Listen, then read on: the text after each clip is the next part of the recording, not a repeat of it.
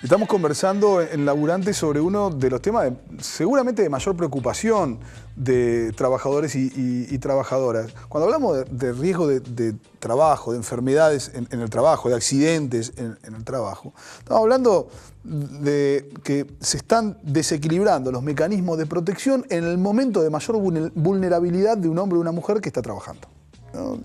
No es un momento más, un momento de muchísimo riesgo, de muchísima vulnerabilidad por parte de un hombre o una mujer ejerciendo su trabajo. ¿Qué dice la OIT al respecto, Lautaro? La OIT en su página dice que por año se producen 2,3 millones de accidentes de trabajo, que esos son 6.300 muertes por día en todo el mundo, ¿no? Son datos globales. Lo configura casi un genocidio, ¿no? Los accidentes de trabajo, esos volúmenes, y son 317 millones de trabajos por año. Y el dato por ahí más impactante es que cada 15 segundos muere un trabajador en el mundo en un accidente de trabajo y se producen 153 accidentes laborales. Esto redunda en una pérdida muy grande de riqueza a nivel global y en una situación, vuelvo a insistir, que si bien es desigual en todo el mundo, bueno, configura la magnitud de un genocidio. Claro. Carlos, me imagino que es un tema de muchísima preocupación por parte de los trabajadores y de los representantes de los trabajadores, ¿no? Por supuesto, nosotros los compañeros los queremos vivos y los queremos enteros. Tenemos que pensar que atrás de un compañero muerto, atrás de un compañero mutilado, queda una familia vulnerable, que no se arregla con un cheque o con una indemnización, que con el tiempo todos sabemos que los trabajadores no somos financistas, no somos especuladores y el trabajador la termina perdiendo y esa familia cae totalmente en la vulnerabilidad. Por otro lado, si todo este dinero que decía recién el abogado fuera invertido en proteger, en crear normas de seguridad que hicieran más, valga la redundancia, más seguro el trabajo, nosotros no tendríamos que estar hablando de juicios y no tendríamos que estar hablando de estas ART. Estas ART, en definitiva, lo que están haciendo es escondiendo lo que el empresariado hace cuando, en cambio de dar seguridad en el trabajo, esconde el dinero, no brinda las normas que corresponden, no asegura al trabajador con los elementos de seguridad correspondientes y después se deriva en accidentes que ellos de una u otra forma siempre salen bien parados y el que pierde es esa familia que a la vez de ser vulnerable queda en el anonimato invisibilizada, ¿no? Diego, te anticipaba la pregunta en el bloque pasado. El presidente de la Nación dijo que la industria del juicio está poniendo en jaque a la pequeña y mediana empresa que crea más del 70% de los puestos de trabajo en la República Argentina. Y dijo que de algún modo esa industria del juicio estaba conducida por una mafia en la que englobó a los abogados laboralistas. Yo creo que el presidente en principio se tiene que hacer cargo de que las pymes no es que no dan puestos de trabajo por los juicios. El trabajador lo primero que tiene que tener es trabajo, no juicio. Un juicio no le da de comer al trabajador. No le paga las cuentas todos los días un juicio. El trabajador quiere tener un trabajo estable, quiere tener un empleo con las medidas de seguridad razonables que impone la ley. No busca un juicio. Los trabajadores no hacen juicios, quieren trabajar. Es decir, la industria del juicio, como la dice el presidente, a mi criterio no existe. Puede haber algún estudio que tenga alguna avivada o alguna agachada y eso existió como existe en el empresariado, como existe en todos lados. Pero industrializar el juicio, como dice el presidente, no existe. De hecho, hay otra cuestión que va más allá y es la valoración que tenemos sobre la justicia. El presidente habla y se jacta de la independencia de la justicia al nivel penal, cuando tienen que imputar causas a la expresidenta, a los exfuncionarios, y que él no se mete. Ahora, ¿por qué no hablamos de independencia de la justicia laboral? ¿Por qué los jueces laborales no son sujetos independientes? ¿Por qué le tenemos que poner al trabajador una antesala de una comisión médica e impedirles el acceso a la justicia?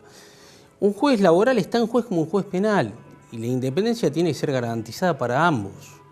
Y eso no se ve en el discurso y no se habla. Es decir, el presidente apunta...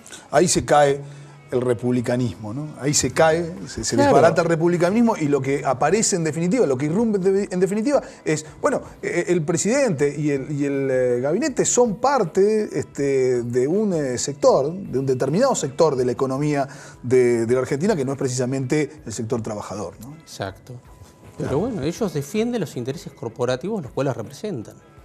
Es decir, si a ellos les convienen, digamos, que la justicia penal sea independiente, ellos se jactan de la independencia de los fiscales y todo.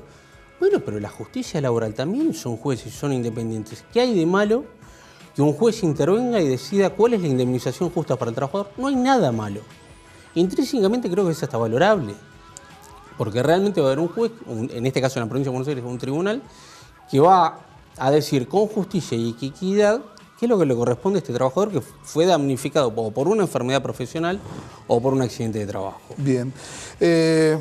Vamos a hablar de otro tema que de algún modo fue presentado casi como los cambios en la ley de aseguradoras de riesgo de trabajo. Supuestamente se evaluaban cambios muy positivos, supuestamente iban a ser cambios que iban a favorecer el mundo del trabajo y fundamentalmente favorecer la creación de empleos. En el primer semestre del año 2016, en el Congreso de la Nación, se votó una ley de reparación histórica para los trabajadores los trabajadores en retiro, los jubilados, ¿no?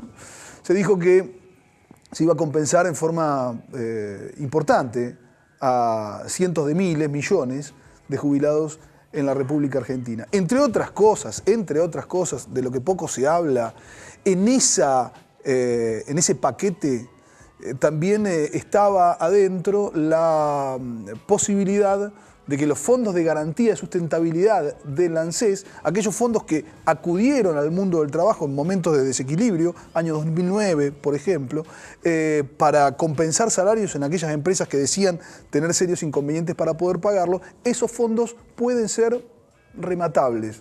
No se me ocurre mejor término que ese para poder de algún modo dar cuenta de esta situación. No sé si querés agregar algo al respecto, Lautaro. Sí, en un informe que en su momento hizo circular el ex viceministro de Economía, Emanuel Álvarez Agis, se ponía el foco sobre la importancia que tiene el Fondo de Garantía de Sustentabilidad para un sistema previsional argentino del cual no dependen solamente las jubilaciones, sino todas las políticas de protección social. Hablamos de asignación universal por hijo y por embarazo, bueno, el programa Conectar Igualdad que ya actualmente está en desuso y todo ese tipo de medidas, o el Plan Progresar, todo ese tipo de políticas de protección social que atenúan las desigualdades en toda sociedad, ¿no?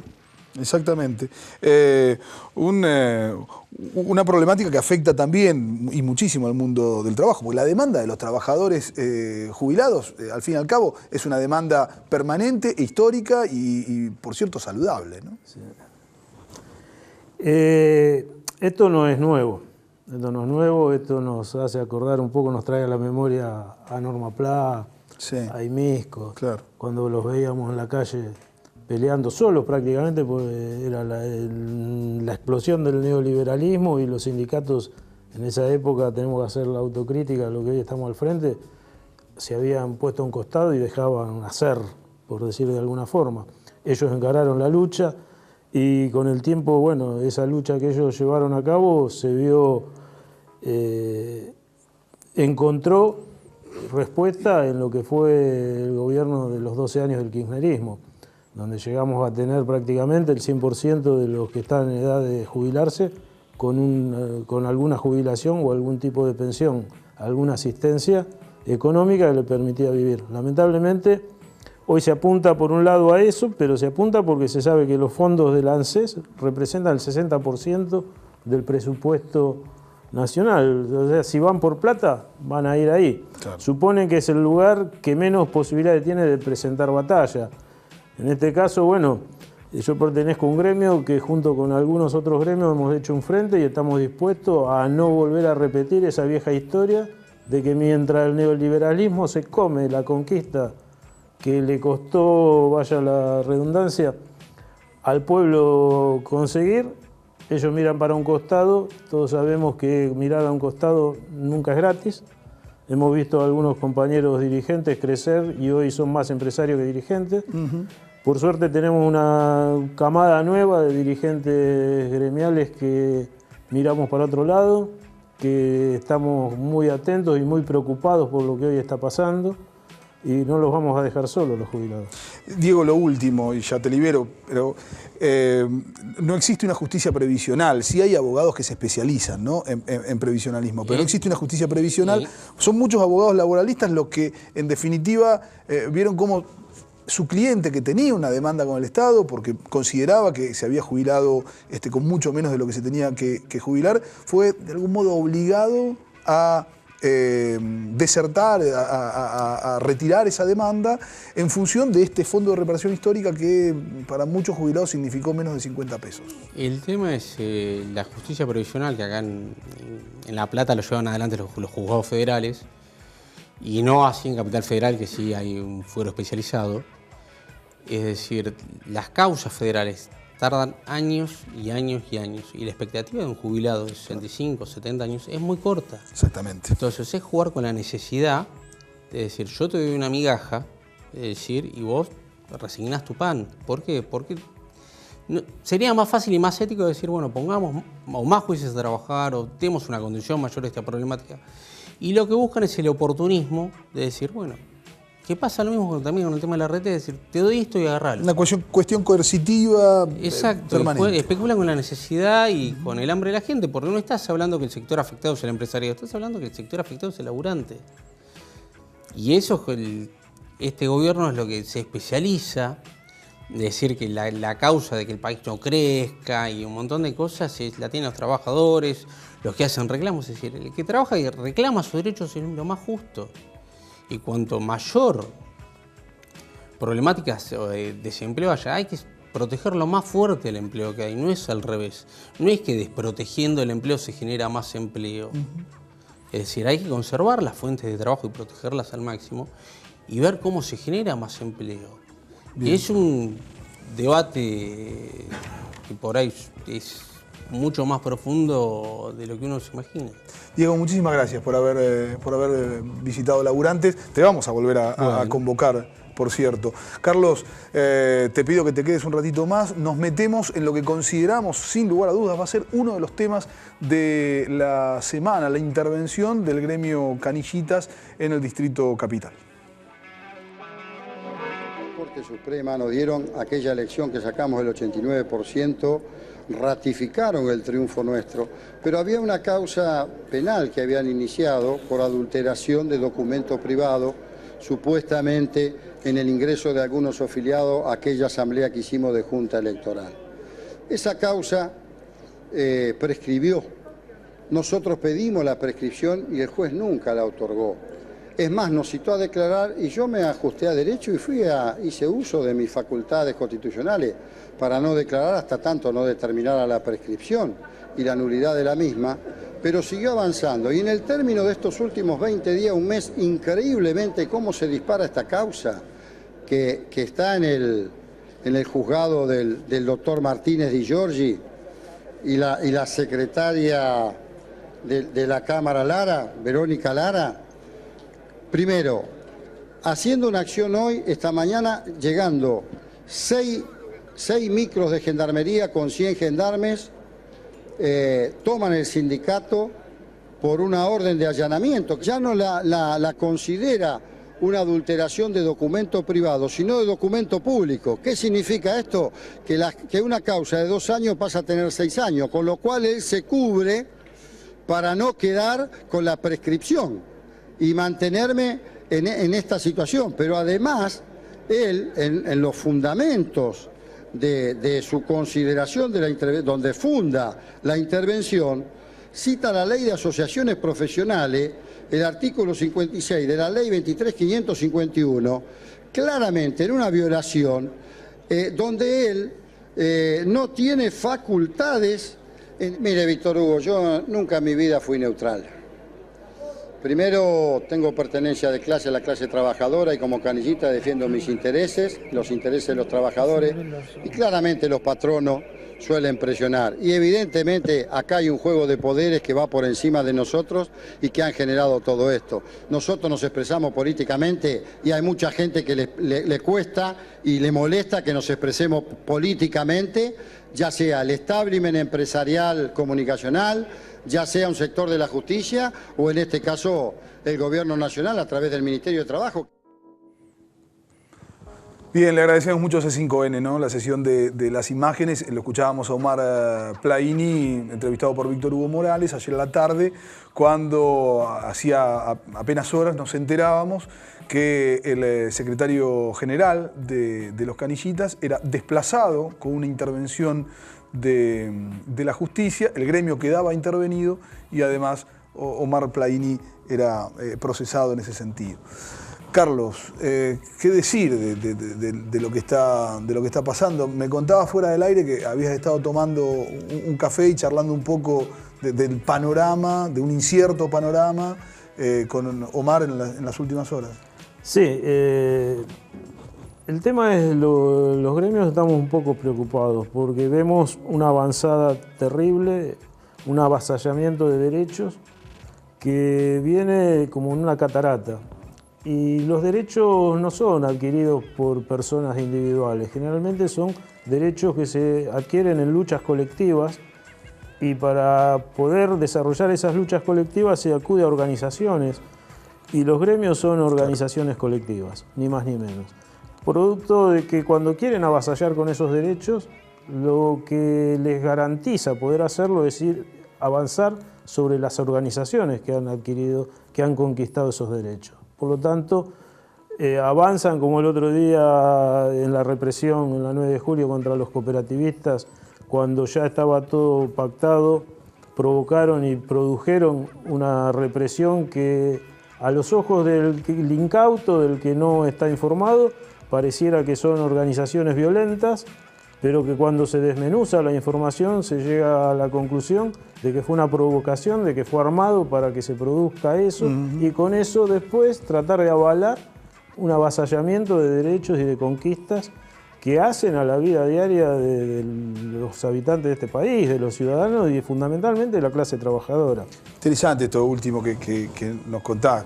Cómo se muestra, ¿no? Cómo el acontecimiento se muestra, cómo se muestra, cómo se manipula, cómo muchas veces se falsea la verdad, buscando que aquel espectador o lector incauto, en definitiva, bueno, tome un determinado camino muchas veces no favorable a sus intereses. Ustedes en la actividad conocen y mucho a estos muchachos, ¿no? A los que suelen decir que esa copa es negra cuando el resto ve que es transparente. Nosotros los conocemos, los padecemos. Claro.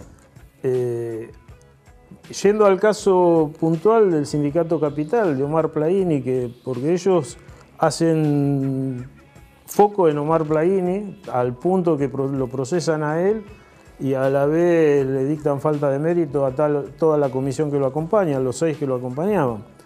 Nosotros decimos que eso es una falsedad, que Omar Plaini es una persona, quizás es un dirigente, pero como dirigente él lleva atrás en sus espaldas toda una organización, un colectivo de canillitas, que no solo en el caso de él representa al Sindicato Capital, sino representa a todos los canillitas del país, porque no vaya casualidad, él es secretario general de la Federación de Canillitas de todo el país, claro, a las cuales nosotros como Sindicato de La Plata estamos adheridos. La causa en sí es una causa que nace en el 2013 por una denuncia de una agrupación opositora que se presenta a elecciones. Como casi todas las elecciones siempre hay de ese tipo de impugnaciones y de ese tipo de denuncias que nunca llegan a solidificarse y a tomar cuerpo. No suelen prosperar. No suelen prosperar. Hasta tanto. En este caso la guardaron, claro, y la usaron según ellos en el mejor momento. Nosotros tenemos la obligación de decirle al incauto de que el mandato de Omar Plaini está terminando, está feneciendo, que mañana salía la convocatoria a asamblea para designar junta electoral y abrir el proceso electoral. Ajá. Lo que este juez aparentemente quiere mostrarle a la sociedad de que defiende la libertad y la democracia de los gremios, en realidad lo que está haciendo es un gremio que en pocos días iba a estar eligiendo nuevas autoridades, ahora va a quedar a merced de un interventor que no sabemos quién es, que sí sabemos de quién depende, porque claramente hoy el Ministerio de Trabajo de la Nación prácticamente está manejado por el Grupo Clarín. Entonces, lo que está haciendo es impidiendo que los canillitas tengan en la capital federal un representante propio, le van a poner un representante de ellos, de las patronales, del empresario, del gobierno, y van a tener ahí parada la democracia de ese gremio. Nosotros, en ese sentido, nos solidarizamos totalmente con Omar Plaini. Él lo dijo bien, él no es imparcial, él siempre ha tomado posición. Los canillitas, en general, hemos tomado posición. Desde los orígenes de los sindicatos. A veces yo les cuento que leyendo a algún escritor anarquista encontré que en la época de los sindicatos anarquistas, antes de Perón, antes Sí, comienzo del siglo. Uno de los que hacían huelga y se organizaban para pedir rebajas no eran trabajadores, sino eran los inquilinos de los conventillos de la capital federal. Y el único gremio que se solidarizaba con ellos y hacía huelga y no le vendía los diarios a aquellos gremios como Crítica de aquel momento, que no estaba a favor de los inquilinos, eran los canillitas. Los canillitas, esos pibes de pata flaca, a los cuales se le asocia el nombre. Desde esa época venimos los canillitas teniendo posturas políticas y tomando partido en lo que es la problemática social. Lautaro, Zule. Sí, no, Carlos, por ahí le podés contar a la audiencia, hubo un intento de desembarco del Grupo Clarín en la región para quedarse con la cooperativa de comercialización de diarios y revistas. Que además es la única en el país, ¿no? Como experiencia. Es la única en el país, es la única que se mantiene, tiene 60 años, a mí me tocó presidirla durante 4 años. Nosotros cuando asumimos encontramos una cooperativa que había perdido contenido, había llegado al punto que había tenido en la época del neoliberalismo anterior, enajenar su flota. Por lo tanto, la distribución lo hacía un grupo de fleteros contratados. Nosotros recuperamos la flota, trabajamos fuertemente en equilibrar sus cuentas y en el mientras tanto, Clarín, como lo ha hecho con otras plazas, va generando supuestas deudas y después avanza sobre esas supuestas deudas haciéndole la cabeza, por usar un término callejero, a los canillitas, diciéndole ustedes me deben plata porque la cooperativa no paga, entonces yo no les voy a dar mercadería y luego voy a ir por ella. La realidad era que la cooperativa estaba muy bien, estaba económicamente muy fuerte, que existe, sí, como en cualquier actividad comercial, un giro económico, un giro comercial. Se paga, los mismos canillitas, nosotros le pagamos a la cooperativa semanalmente, o sea, en la semana adquirimos una deuda, que la pagamos, pero cuando la pagamos ya estamos adquiriendo deuda de la nueva semana. Lo mismo pasa con las editoriales, no se pagan los diarios antes de traerlos, se pagan con un giro comercial, y ese giro comercial lo usó Clarín para supuestamente generar una deuda que le permitiera tomar la plaza. Si te parece, Carlos, en un ratito nos terminás de contar cómo terminó, si es que terminó esa situación. Una breve pausa, nos enteramos también sobre una capacitación de los trabajadores de la sanidad y seguimos aquí en Laburantes.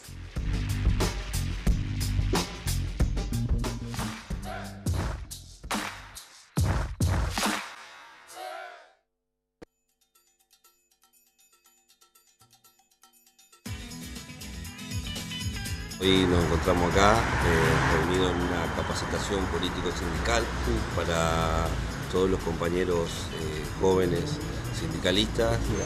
Bueno, esto es en el marco del programa de formación continua que tiene nuestro gremio, el gremio fraterno de ATSA. Forma parte de 3 encuentros, este es el primero. Y es un seminario donde analizamos el tema del laboral hoy en la Argentina y su contexto latinoamericano y mundial. Yo creo que es una herramienta fundamental en los tiempos que corren para dar a la juventud esas herramientas que necesitan hoy para dar la discusión dentro del sindicalismo. Bueno, la iniciativa surge, los compañeros de ATSA nos plantearon la necesidad de tener una instancia de formación de cuadros, lo cual es muy importante para capacitar a los compañeros y estar a la altura de las circunstancias en un mundo realmente laboral complejo como el que hoy vivimos hoy en día. Con estas nuevas políticas creo que la militancia gremial cada vez avanza un poquito más porque a nosotros nos hace fuerte y nos está haciendo fuerte los compañeros de cada una de las instituciones, porque cada vez tenemos más dificultades en todo sentido. Y ATSA representa como 1.500 trabajadores en la región, más o menos. Y en realidad también otros 1.000 más en la región. Y bueno, para nosotros es definitivamente importante la formación de cuadros porque es lo único que quizás nos haga comprender las circunstancias de hoy en día laborales.